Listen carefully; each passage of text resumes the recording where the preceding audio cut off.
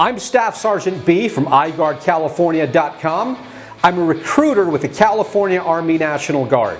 I've compiled a list of the top 10 things you need to know before visiting a military recruiter. I've covered tips 10 through 5 in a previous video, so let's get back into it. Tip number 4, get everything in writing. The military enlistment contract is the single most important document new recruits will deal with early in their military career.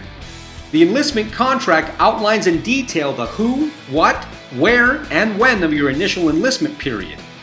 Guarantees such as MOS assignment, bonuses, duty location, and education incentives must be reflected in the enlistment contract.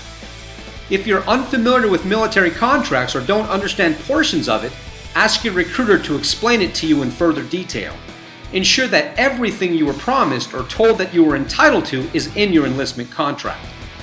I found the most satisfied recruits to be those who took the time to ensure the enlistment contract was accurate and understood beforehand. Tip number 3, you wouldn't buy a car after looking at just one, so shop around.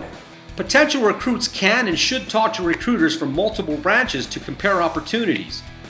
It's important to advise your recruiter about your intentions to do so. This will allow him to concentrate on other recruits who have already made their decision.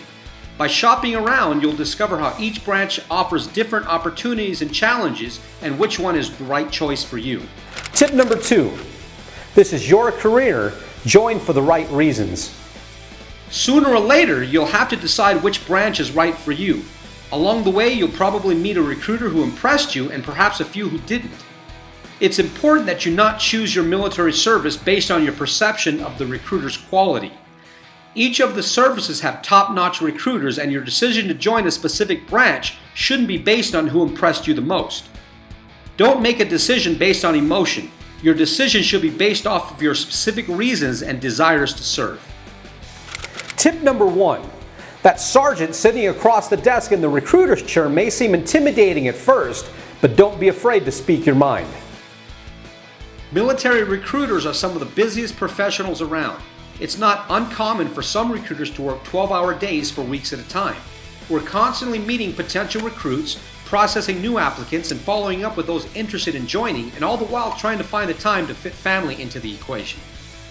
The single most important piece of advice I give my applicants is to be direct and straightforward if they ever decide to stop the enlistment process. The military is not right for everyone, and not everyone who starts the enlistment process ends up a soldier, sailor, airman, or Marine. As recruiters, we know this, but the single most valuable resource recruiters have is time, and we never seem to have enough. If during the enlistment process you decide the military is just not right for you, call your recruiter immediately and tell him.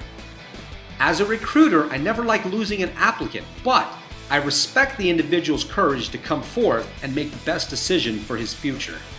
So there you go. Those are my top 10 tips before visiting a military recruiter. If you use my tips, you'll find the enlistment process to be a smooth and enjoyable experience. If you have some tips of your own and would like to share them for future videos, send them to me at iguardcalifornia@yahoo.com. I'm Staff Sergeant B from iguardcalifornia.com, and I'll see you at the recruiter's office.